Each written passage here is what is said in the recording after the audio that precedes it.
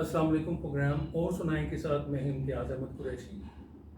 आज हम आपकी मुलाकात करवा रहे हैं मारूफ शायर और नगमा निगार खुरम खलीक साहब से। इनकी शख्सियत के मज़ीद हवाले भी हैं, वो गुफ्तगू में हम इनकी बात करेंगे।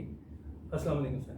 अस्सलाम वालेकुम, कैसे हैं आप? मैं ठीक ठाक, आप सुनाए सर? आपकी दुआएं। चलिए सर, आपका बहुत शुक्रिया, आपने अपनी कितनी टाइम से हमें कोई वक्त इनायत मैं फरमाया। आपका शुक्रिया कि आपने मुझे कहा और मुझे इस मौका दिया कि मैं सारे अपना इजहार कर सकूं लोगों के सामने। अच्छा सर, सबसे पहले आप ये बताएं कि आपके नज़दीक शायरी क्या है? जो मैंने अभी लफ्ज़ कहा, इजहार।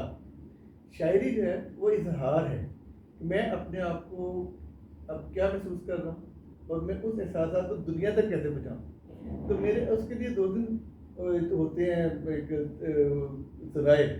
एक तो होता है नसर, एक होता है कि आप वैसे बोल देते हैं। जी जी। एक होता है आर्ट कि आप बना कर बताते हैं, एक होता है आप लिख कर बताते हैं। और लिखने में नसर के अलावा दूसरा जो काम है वो शायरी है। और मुझे शायरी इसलिए पसंद है कि ये मुश्किल काम है नसर की निस्बत। देखिए, नसर में आप पूरे अफसाने में एक बात कहते हैं और शायरी में आप दो मिसरों में एक बात कह देते हैं और वो पूरी बात वही होती है जो एक पूरे अफसाने में कही गई। अब देखिए, किसी का शेर मुझे एकदम याद आ गया कि जिसका भी कोई शेर हाँ, आता है, इरशाद, वो उसको बयान कर देना अच्छा होता है कि इतने हिस्सों में बट गया हूँ मैं, अपने हिस्से में कुछ बचा ही नहीं। तो देखिए, पूरी बात है ना कि आप उसकी कहानी जहाँ तक लेके जाना चाहें वो जा सकती है। लेकिन अगर आप ये नस्ल में बयान करना चाहते हैं तो फिर आपको पूरी बैकग्राउंड बतानी पड़ती है कि ये वजह थी, ये वजह थी, मुझे ये मिला, ये नहीं मिला, ये मुझसे ले लिया गया, तो फिर जाके मेरे पास तो कुछ नहीं। तो ये बात शायर ने दो मिसरों में कह दी। कमाल के। तो इसीलिए मुझे शायरी ज़्यादा पसंद है कि मुश्किल, एक समझे कि मुश्किल रास्तों का सफ़र किसी किसी लोगों को पसंद होता है और शायर वो खुशकिस्मत लोग हैं जो मुश्किल रास्तों पे चलना पसंद करते हैं। क्योंकि जब मुश्किल रास्ते पे आप जाए ना तो उसमें मंजिल पाने का बहुत मज़ा आता है। जब आप चीज़ मुकम्मल करते हैं तो वो चीज़ देखिए, वो अब एक छोटी सी मिसाल मैं आपको दूँ। आप लोग तो फिर चलते फिरते रहते हैं, नारायण गए होंगे आप लोग। जब मैं नारायण पहली दफ़ा गया तो उस वक्त अभी रास्ते नहीं बने, पत्थरों पे चल के जाना पड़ता, जीप जाती थी बड़ी मुश्किल से। फिर आगे नारायण से आगे सैफुल मुलूक तक जीप भी नहीं जाती थी, वो एक अब घोड़े पे या खच्चर पे जाते थे। अच्छा, बात जगह ऐसी आती थी कि सिर्फ घोड़ा ही गुजर सकता था। हाँ, पगडंडी है, हाँ, बहुत दो ज्यादा। बंदा नहीं गुजरा। इस साइड पे इतनी गहराई कि अगर गिर गए तो गए, गए बिल्कुल ऐसे। और इस साइड पे पहाड़ के आप कहाँ जाएंगे। अच्छा, ये सारी बड़ी तकलीफ का रास्ता था, लेकिन एक मोड़ आया जिससे जब हम यूँ मुड़े तो सामने एकदम सैफुल मुलूक, और वो इतना खूबसूरत मंजर था कि हम लोग भूल गए कि हम कितनी तकलीफ से गुजर के आए। ये वो चीज़ है जो मुझे शायरी में पसंद है कि बड़ी तकलीफ, बड़े चुन कर लफ्ज़ बोलते हैं। आपने वो बात करनी है, आपको पता है कि आपने ये बात इतने दो हाँ, जगह अल्फाज का चुनाव और इकोनॉमी और बिल्कुल, वर्ड्स का भी ख्याल ये रखना सारा है। कुछ करके आप जब एक शेर सुनाते हैं और लोगों को पसंद आ जाता है तो आपको एकदम लगता है कि यार पीछे तो कुछ था ही नहीं। असल मतलब तो यही थी। ये सब पहला शेर याद है कब कहा था? पहला शेर, हाँ शायद मुझे याद आ जाए। आपसे अभी बात करते करते वाकया छोटा सा है। असल में शायर बनता नहीं है, तो आपको भी पता है। जी बिल्कुल कोई सही। यूनिवर्सिटी जो है वो आर्टिस्ट बना सकती है, इंजीनियर बना सकती है, पायलट बना सकती है, आपको कोई भी चीज़ कुछ कुछ भी बना सकती है, लेकिन शायर नहीं बना सकती। वो पैदा होता है। शायर पैदा होता है। तो ऐसे ही हमारे वहाँ पे कुछ मेरे पड़ोसी थे हमारे, तो उनका हमारे जो हम उन्हें बाजी कहते थे। तो बाजी वो कॉलेज में पढ़ती थी, मैं स्कूल में पढ़ता था उनसे, सातवीं आठवीं में था। तो उन्होंने, मेरे अब्बू भी शायर थे, आपको मैं फैमिली का नाम बाद में आपको करवाता हूँ। तो उन्होंने पूछा कि अब है अंकल गा रहे हैं, तो हमने कहा नहीं, वो तो लाहौर गए हैं। तो उन्होंने कहा कि वो मेरा सो मुशायरा है, तो यूँ करो, ये मिसरा उन्होंने दिया था, अदम का मिसरा था, कोई नहीं किसी का था, हाँ अदम का, ये मिसरा है, तो अगर आप उस पर उन्हें वो आए तो देखो लिख दे तो मैं तो पढ़ लूँगी। ऐसा रात ऐसे मैं बैठा मिसरा देखता रहा। अब्बू ने आना था सुबह, मेरे दिल में एक दो लाइनें आई, मैंने लिख दी। वो सब मिसरा, दिल बदलते हैं तो चेहरे भी बदल जाते हैं। ये मिसरा बड़ा मिसरा दोनों था, ये मैं बात कर रहा हूँ तो देखिए मैं 7 की बात कर रहे हैं, मतलब 68-7 की बात कर रहा हूँ, ये आधी सदी भी पहले की। तो उसमें मुझे 2-3 शेर ऐसी देर में आए कि तेरे चेहरे पे नज़र पड़ते ही मालूम हुआ, दिल बदलते हैं तो चेहरे भी बदल जाते हैं। ये मेरा पहला शेर। अच्छा सुबह वो मैंने वो आई तो मैंने कहा हाँ, मेरे को अंकल आ गए तो कहा हाँ, उन्होंने गज़ल लिख दी और दे दी। अब ये वो सेकंड आई और मेरे लिए इतनी ही बड़ी बात थी, मैंने पहली दफ़ा कोई चीज़ लिखी और वो जाके अपने वो पहला इनाम और सेकंड इनाम लेकर आ गई। उसके बाद अब्बू आए तो मैंने उन्हें दिखाया कि ये, तो उन्होंने देखा कि नहीं यार तो बहुत अच्छा। तो हाँ, मेरी अम्मी बहुत नाराज़ हुई बात पे कि आगे शहर कम है घर में एक और पैदा हो गया। लेकिन बहरहाल वो भी एक चीज़ थी, जब मैं अपने फैमिली का तारुफ कराऊंगा तो आपको खुद अंदाज़ा होगा कि मुझे वहाँ पे उस माहौल में रह के शायरी करना बहुत ज़रूरी था, वरना मैं सांस नहीं ले सकता था। एक तख्लीकार के लिए तो ये बहुत ज़रूरी है कि उसके अपनी मर्जी का माहौल मुयसर आए, जी हाँ, जी हाँ, उसको हम ख्याल लोग मिलें, बिल्कुल तो ठीक है, तब उसकी जो तकनीकी सलाहियतें जो उनको बिल्कुल परवान ठीक है। चढ़ती हैं और उनमें निखार भी आता है। आपके वालिद मोहतरम जो हैं वो शायर थे। जी हाँ, मेरे वालिद शायर थे खलील कुरैशी मरहूम, बहुत इंटरनेशनल लेवल पे वो अरबी, फ़ारसी, उर्दू, पंजाबी के शायर थे, इंग्लिश के शायर थे। फिर मेरे मामू अदीम हाशमी, बहुत मरूफ शायर, बहुत मरूफ नगमा निगार, उनके वो तुम क्या मिले ज़िंदगी मिली, चांद रात को चांदनी मिली, हमको सारी ज़िंदगी का प्यार मिल गया। और फिर मामू का वो सोचा ना था कभी हमने ये समा, ये सारे गाने, मतलब ये गाने, फिर शायरी, उनकी शायरी बहुत अच्छी। नाहिद अख्तर ने जो गाई हुई है कटी गई जुदाई भी, कब ये हुआ कि मर गए, तेरे भी दिन गुजर गए, मेरे भी दिन गुजर गए। ऐसे ही मेरे क्योंकि अब्बू की जो चीज़ें थी वो गानों में नहीं आई, बिकॉज तब ये गाने का इतना रवाज था नहीं जब वो, लेकिन वो मुशायरे होते थे वहाँ लहलपुर में काउंटर मिल थी, उसमें इंटरनेशनल मुशायरे होते थे, इंडिया से लोग आते थे, अमेरिका से आते थे, इंग्लैंड से आते थे, और हमेशा उसके जो स्टेज सेक्रेटरी थे वो मेरे अब्बू होते थे। तो यही लोग जितने भी आते, जिनमें जगन्नाथ आज़ाद आते थे इंडिया से, लाहौर से कदीर शिफाई आते थे, अहमदीन कासमी आते थे, लहलपुर के लोगों में अदीम हाशमी और मेरे मामू, मेरे बड़े भाई इफ्तिखार नसीम, वो भी इंटरनेशनल लेवल के शायर, अभी वो अमेरिका में थे, वो होते थे। फिर हमारे प्रोफेसर थे रियाज मजीद साहब, जो खुद भी शायर थे। और तो ये सारे लोग मुशायरों के बाद अमूमन हमारे घर आ जाते थे, तफीज़ जलंधरी, उनका भी मुझे याद आ गया। तो ये लोग बैठते थे, ये बातें करते थे, उस समय मैं बहुत छोटा था, मैं सुनता रहता था इनकी बातें, बैठा हूँ सुन रहा हूँ, इनकी शायरी सुनी। अच्छा, अब वहाँ पे मेरे पास 2 रंग आए शायरी के, एक तो मेरे वालिद और हफीज़ जलंधरी और कदीर शिफाई, ये वो इसको कहते हैं उस्ताद रंग। एक मेरे पास आया जदीद रंग, जिनमें अदीम हाशमी, इफ्तिखार नसीम, रियाज मजीद, अनवर महमूद खालिद और लाहौर से ये फराज वगैरह आते थे जब। तो ये अच्छा, अब जब मैंने शायरी शुरू की तो मेरे सामने 2 रंग थे, मुझे सेलेक्ट करना था इनमें से, तो वो मुझे समझ नहीं आ रही थी कि मैं क्या उसे क्या करूँ। लेकिन बहरहाल जो भी मेरे दिल में बनता गया मैं लिखता गया, और जब मैंने लिख के इन लोगों ने देखा तो तब मुझे पता, पहली दफ़ा मुझे मेरे साथदा ने बताया, जो मेरे कॉलेज के साथ है, कि तुम्हारा एक तीसरा रंग बन गया, जिसमें पुराना रंग भी है और नया रंग भी, और दोनों मिक्स हो गए, और मेरा ख्याल ही ज़्यादा खूबसूरत रंग बना। तो वो फिर अच्छा, यही माहौल जो था मेरे ख्याल का, कि जितने भी आमतौर पर मुशायरे जो होते थे, लोग आते थे, कोई आता भी था तो वो हमारे घर ठहरता था, तो इसलिए मुझे वहाँ पे शायरी करना मेरी मजबूरी थी, कि अगर मैं शायरी ना करता तो मैं वाकई में से सांस लेना मुश्किल था वहाँ पर, कि वो सारे देख तो सही ना कि यार ये क्या है भाई, ये बीच में क्या बैठा हुआ है। मेरी बड़ी बहन जो थी इजाज़ नसरीन, अल्लाह सलामत रखे, वो आजकल अमेरिका हैं, वो उस ज़माने की अफसाना निगार थी जो 20वीं सदी में उनके अफसाने छपते थे। इनकी एक लाइन, एक अफसाने की लाइन को पीआई वालों ने खरीद लिया था, वो थी ये कुर्बत ये फासले, उनके अफसाना था ये, तो ये लाइन उन्होंने खरीद ली थी। तो उनके अफसाने छपते थे, और आजकल भी वो जब, क्योंकि अदब से जिनका ताल्लुक हो वो अदब से ही रहता है, जब वो अमेरिका शिफ्ट हुई अपने मियाँ के साथ, नसीब भाई के साथ, तो उन्होंने वहाँ पे किताबों की और सारी वहाँ पे शॉप बनाई, जिसमें जितने भी इंडिया से, पाकिस्तान से रसाले और शेरी मजमूए छपते थे, वो सारे उनके पास वहाँ पहुँच जाते थे।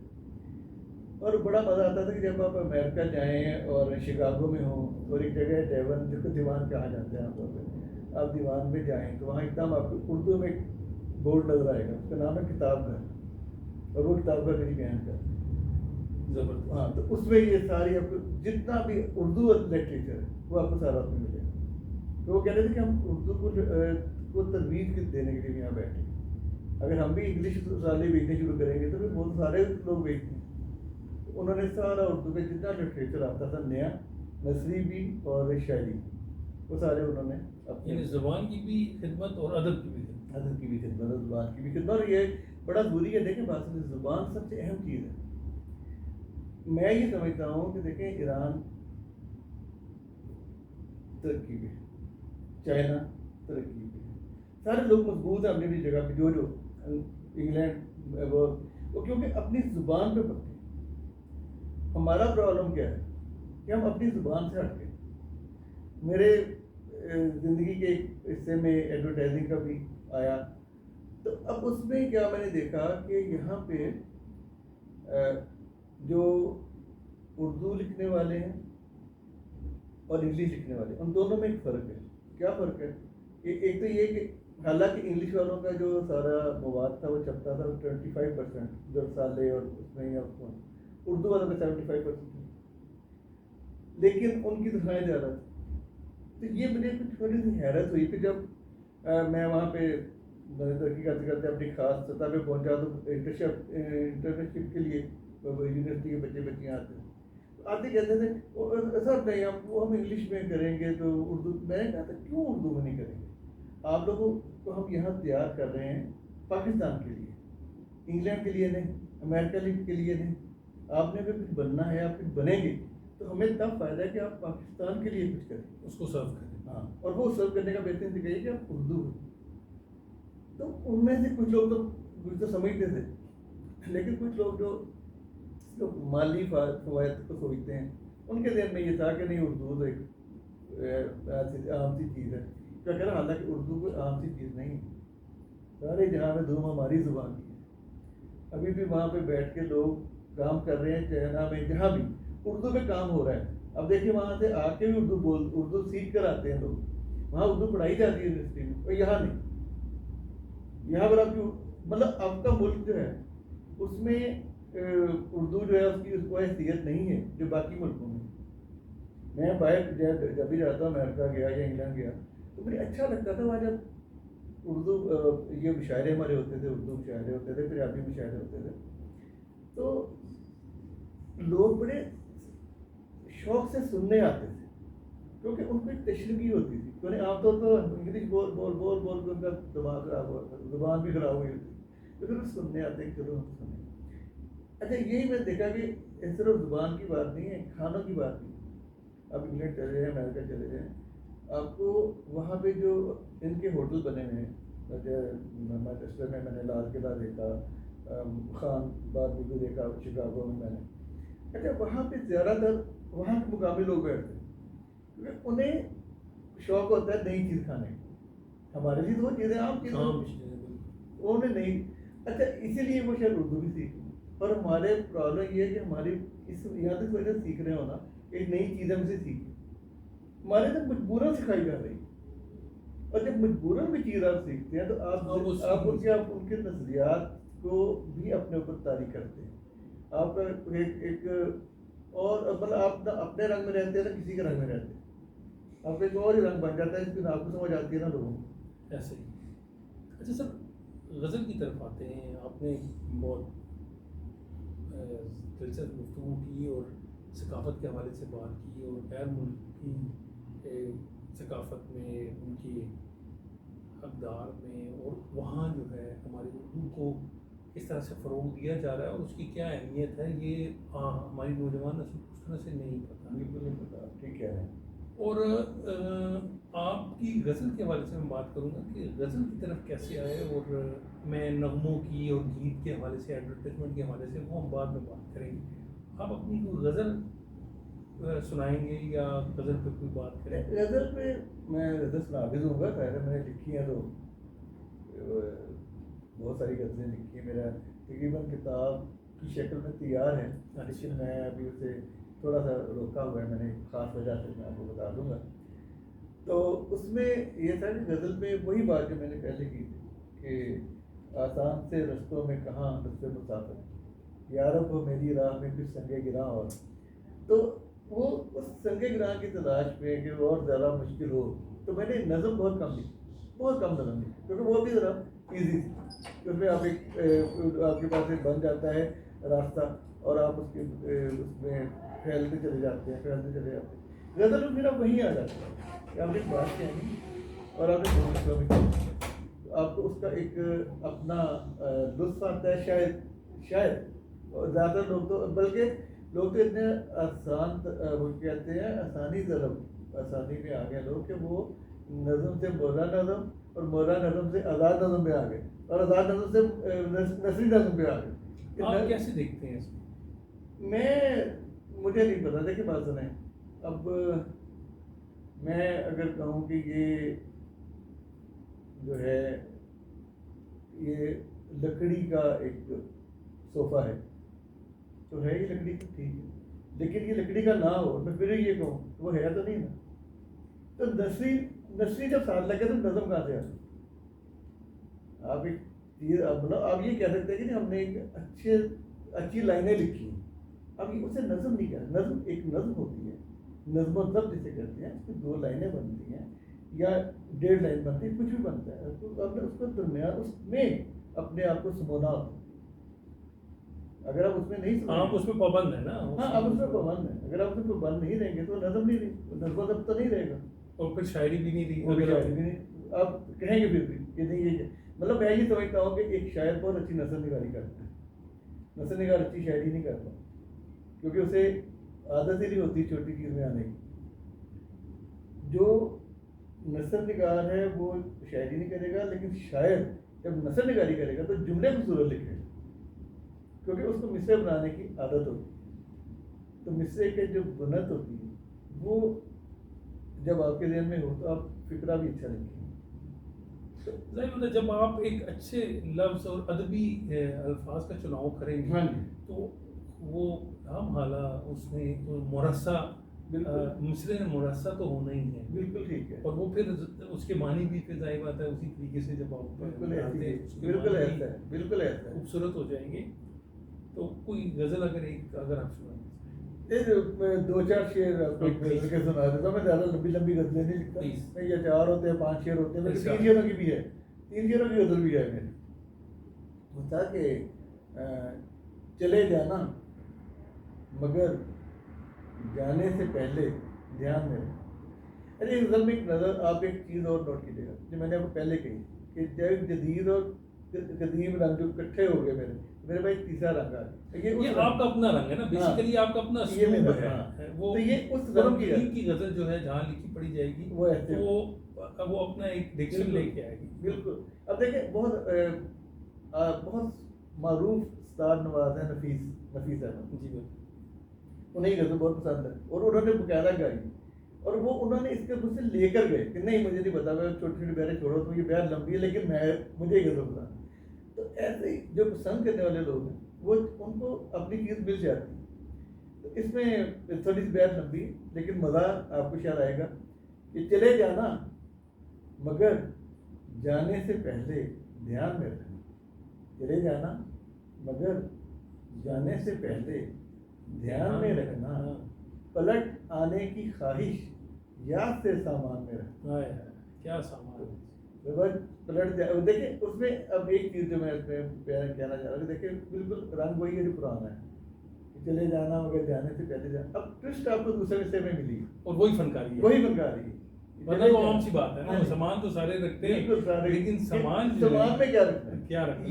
ये नहीं बात कि चले जाना मगर जाने से पहले ध्यान में रखना, पलट आने की ख्वाहिश याद से सामान में रखना, वो हाँ कहने में कुछ तो वक्त लेगा, सोच लेने दो।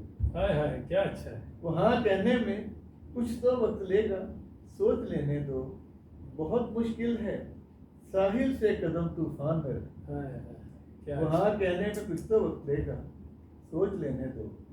बहुत मुश्किल है साहिल से कदम तूफान में रखना। शेर सुनिएगा, उसे बस देखते जाओ, बिखर जाए ना छूने से। हाँ हाँ उसे बस देखते जाओ, क्या अच्छा है। उसे बस देखते जाओ, बिखर जाए न छूने से। जरूरी तो नहीं हर फूल को गुलदान में रखना। हाय हाय क्या अच्छा है। उसे बस देखते जाओ, बिखर जाए न छूने से। जरूरी तो नहीं हर फूल को गुलदान में रखना। क्या नाजुक ख्याली है सच में, क्या ये वही इसी को गजल कहते हैं। गजल का असल रंग तो नाजुक ख्याली ही होता है। शायरी इसको कहते हैं। कि- अच्छा खुर्रम साहब, बड़ी दिलचस्प गुफ्तगू जारी है जी जी और मैं आपसे, ये तो आपका गज़ल के हवाले से आपने बताया अपने, और लिसानियात के हवाले से कि हमारे उर्दू की क्या जी। अहमियत है और क्या हो रहा है क्या नहीं हो रहा, आपकी ऑब्जर्वेशन। आपका एडवर्टीजमेंट के हवाले से बड़ा अच्छा जो है एक्सपीरियंस रहा है, जी। और एडवर्टीजमेंट की तरफ कैसे आए? ये भी एक मज़ेदार टर्म था मेरी ज़िंदगी का। पंद्रह में जब मैं लैलपुर से यहाँ शिफ्ट हुआ हूँ इस्लामाबाद में, ये 91 की बात।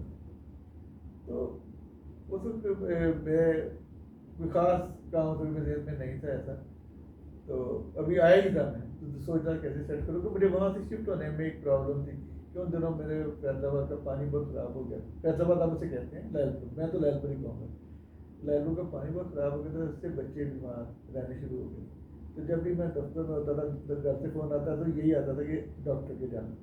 तो मैं सोचा यार से रोज़ क्या कहते हैं, कभी कभी हिजरत कर लेनी ज़रूरी हो जाती है।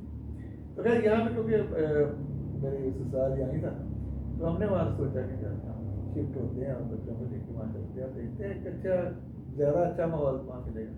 तो हम वहाँ से शिफ्ट करके, किस सन की बात है? ये 92 की बात है, 91-2 की।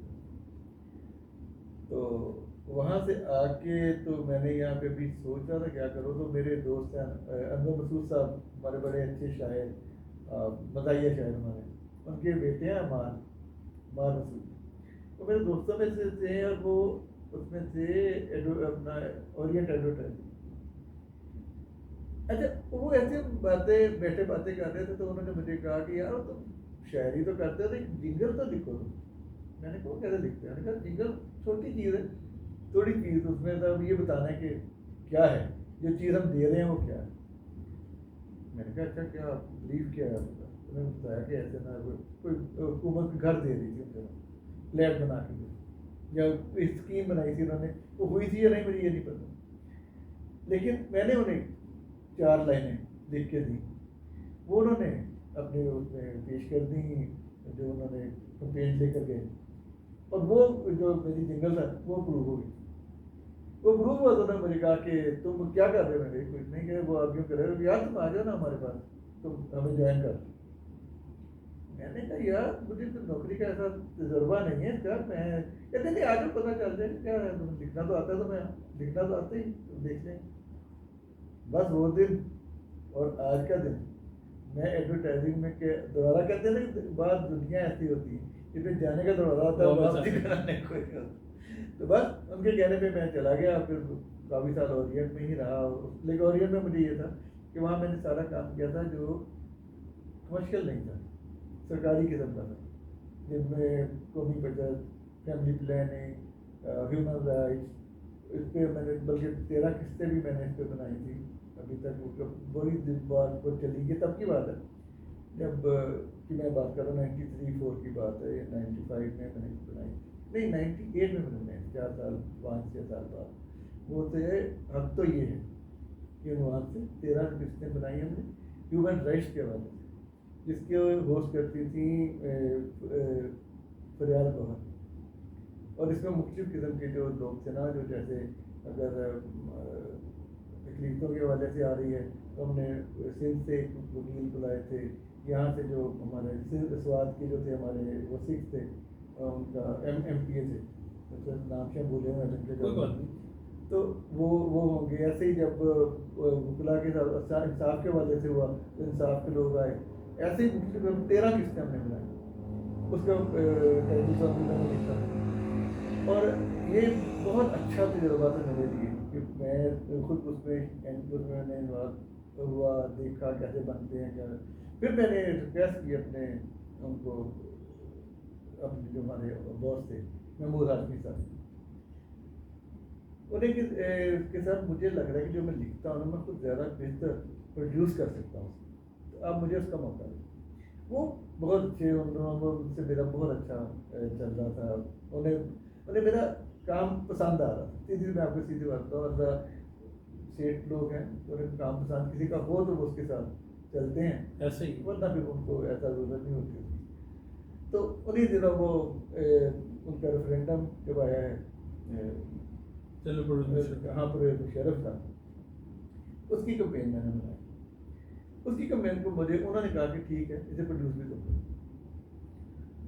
उसके लिए मैंने काम किया और वो इतनी कामयाब कंपेन थी, खासतौर पर प्रिंट मीडिया की भी, और वो भी जो उसमें तो एक हमारा सिर्फ वो चला गीत हमारा टीवी पे ज़्यादा चलता था, ये सब तुम्हारे साथ हैं, जो बहुत सारे लोगों ने मिलकर गाया था, जिनमें रहीम शाह की साथ शौकत मरहूम अल्लाह ने जन्नत नसीब करे, शौकत अली जो हमारे लोग हैं वो थे, मेरा जन्नत थी, मतलब वही 7-8 लोगों ने मिल के ना हर जगह से एक बंदा लिया था उन्होंने, हर सूबे से, तो उसने वो गाना गाया, बड़ा अच्छा गाना वो चला। और पूरे रेफरेंडम में वो गाना की जहाँ जहाँ ये जाते थे अपनी तकनीक करने, वहाँ भी चलता था, टीवी पे भी उसके बाद कंटिन्यूटी थी। कंटिन्यूटी थी। और उसके अलावा मैंने प्रिंट मीडिया की बनाई थी जो नाजायज़ असले के खिलाफ हमने एक एहतजाज किया, जिसमें एक औरत थी जिसके वो थी यहाँ ना चेन लगी थी कि वो बोल नहीं सकती, और लेकिन ये सारा जुल्म हो रहा है। वो कंपेन इतनी अच्छी थी कि उन दिनों इस्लामिया यूनिवर्सिटी भावलपुर उनका 7 साल जश्न था, तो उन्होंने पूरे पाकिस्तान से कुछ लोगों को चुना अवार्ड के लिए, और उनमें प्रिंट मीडिया की उस कंपेन के हवाले से उन्होंने मुझे चुना, और मुझे वो पहला अवार्ड मिला वहाँ से। और मुझे मेरे लिए बहुत बड़ी बात थी कि 7 साल जश्न पे मुझे मेरी कंपेन के हवाले से अवार्ड मिला। तो एक बार दूसरा अवार्ड मैंने मिला, मैंने वो ह्यूमन राइट के वो बच्चों की जो होते हैं ना लेबर, चाइल्ड लेबर के खिलाफ, एक मैंने वो स्कीम बनाई थी, उसमें मेरा जिंगल भी था और मेरे प्रिंट भी था। दूसरी कंपेन, दूसरा अवार्ड मुझे उन्होंने दिया।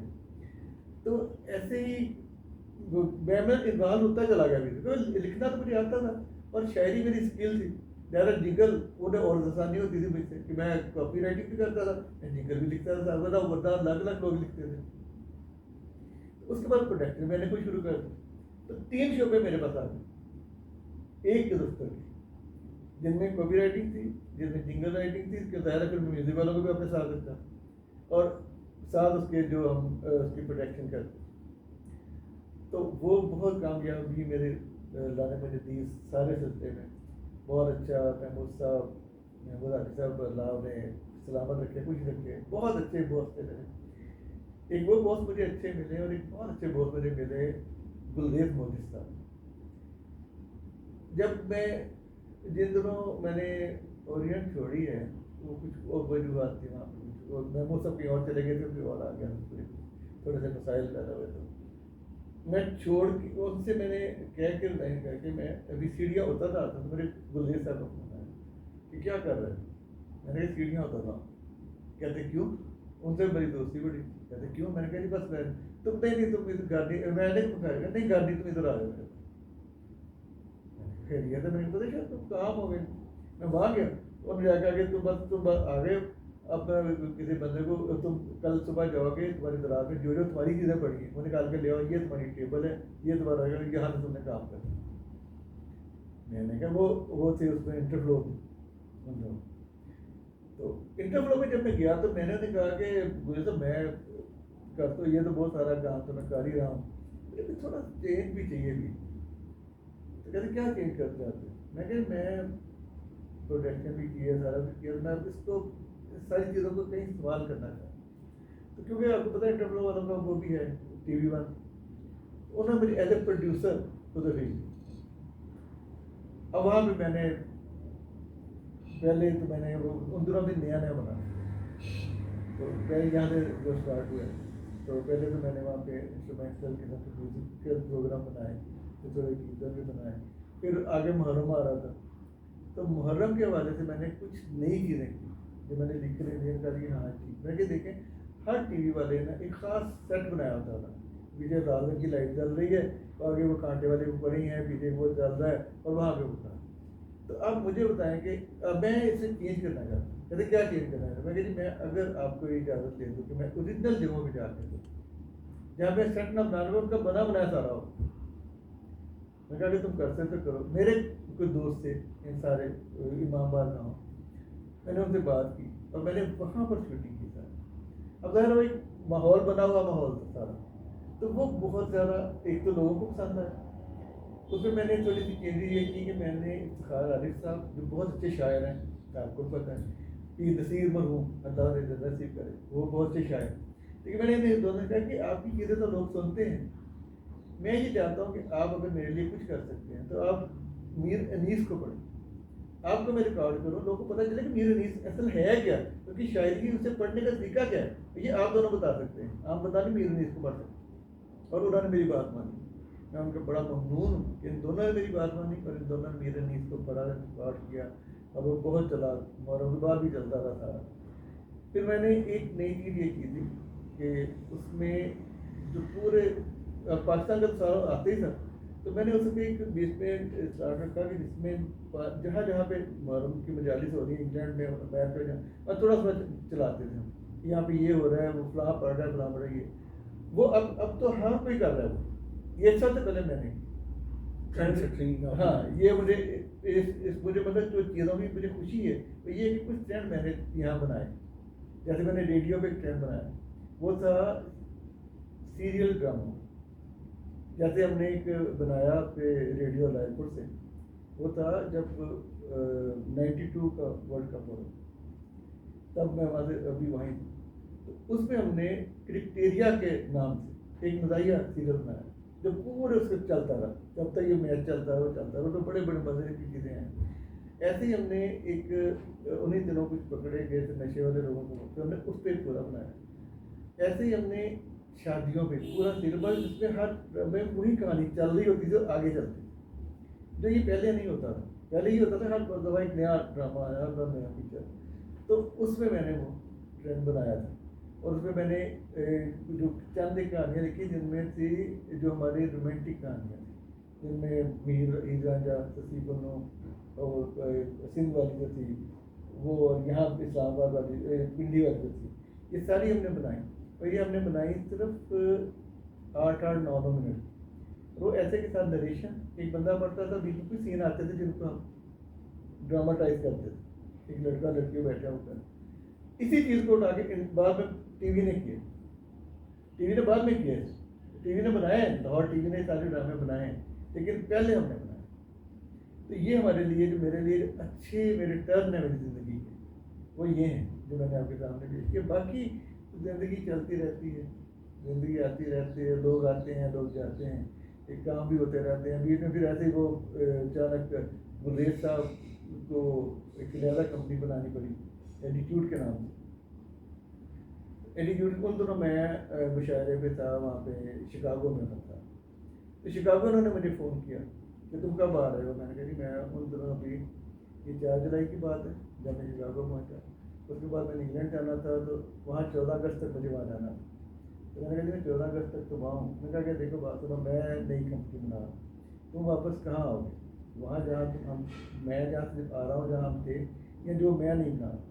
मैंने कहा जी आपको मेरी ज़रूरत है भाई है। मैंने कहा जी मैं आपके पास आ रहा हूँ, सीधी सी बात। उसके बाद मैंने ये किया, मैं बल्कि प्रोग्राम मैंने थोड़ा सा मुख्तसर किया। फिर जब मैं इंग्लैंड पहुँचा तो मैंने मानचेस्टर के तो पढ़ लिए बेचारे, लेकिन जब अगले 14 अगस्त के थे वो मैंने कैंसिल किया। मैं वापस आ गया तो उनकी मैंने एटीट्यूड, उन्होंने कंपनी बनाई, उसे ज्वाइन किया। बड़े बुरे हालात में हमने आपस में मिलजुल के वो सारा किया। लेकिन फिर ये अच्छा हुआ कि हमें जोम उन दिनों आया, तो जोम का काम इस कंपनी को मिल गया। हमने ज़ाहिर वो हमने भी पेश किया अपना सारी कैंपेन जो बनाई, उन्हें वो पसंद आ गई और उसके साथ ही हमारा फिर थोड़ा सा वो था उससे उसमें फिर हमें वो जिंगल बनाने पड़े। जिंगल मैंने लिखा फौरन, इस पर बातें करते रहो, बातें सुनते रहो, ये पहली लाइन होती थी। उसके बाद फिर मैं आपको बताता हूँ मुख्तलिफ हम कैसे करते थे। तो ये इन्होंने इंडिया भेजा, वहाँ गए शंकर के पास, शंकर को हमने कहा कि भी हम ये जिंगल बनवाना, उसने कहा जो भी लेना था लिया, बाहर उसने बहुत अच्छा जिंगल बनाया।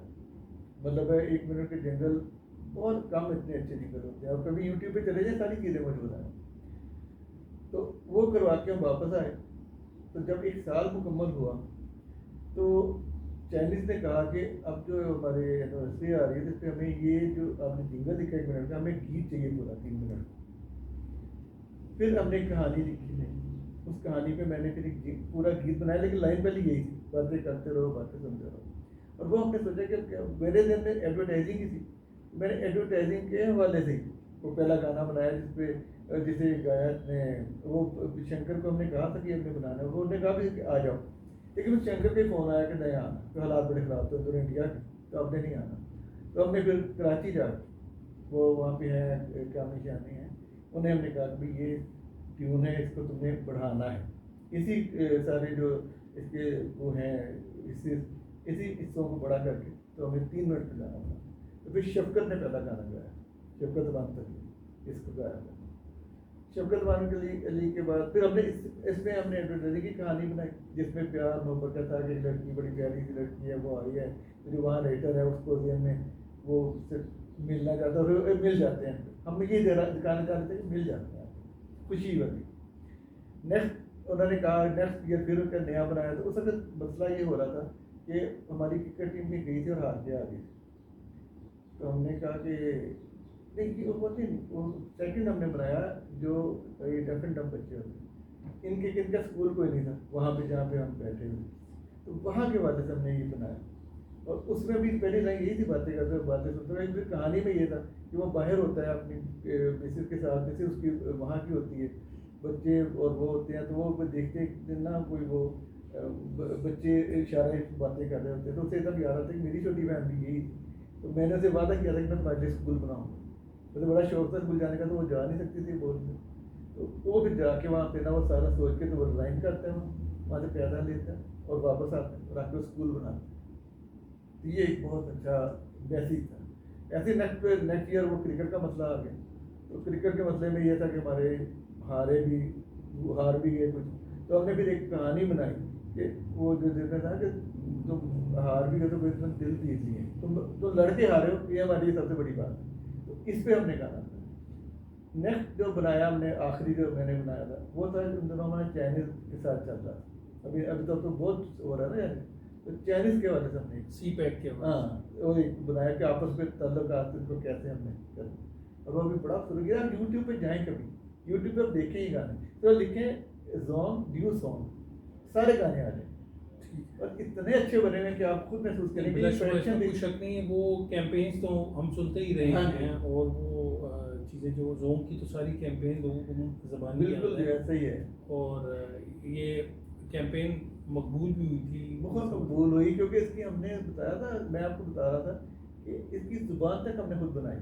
उन दिनों बहुत ज़्यादा चल रहे थे, नाच गाने हो रहे थे हर एक शहर में। बिल्कुल, वो उसकी एडवर्टीजमेंट ये थी कि वो लड़का चलते चलते आता तो वो पहले यही कहता कि क्या जरूरी है कि नाच गा के आपको एक मैसेज दें, आराम से भी तो कही जा सकती इसकी ऐसा जब ये इसका जब ये हमने पहले इसका बनाया तो उसमें यही था कि वो जब करके हटे हैं तो एकदम कोई एक पार्टी डांस करती करती अंदर आती, तो वो एकदम रुकते कहते रुको रुको रुको, ये नाच गाना नहीं, ये नहीं, ये क्या, ये चाइना मोबाइल है, नाच गाना मोबाइल नहीं।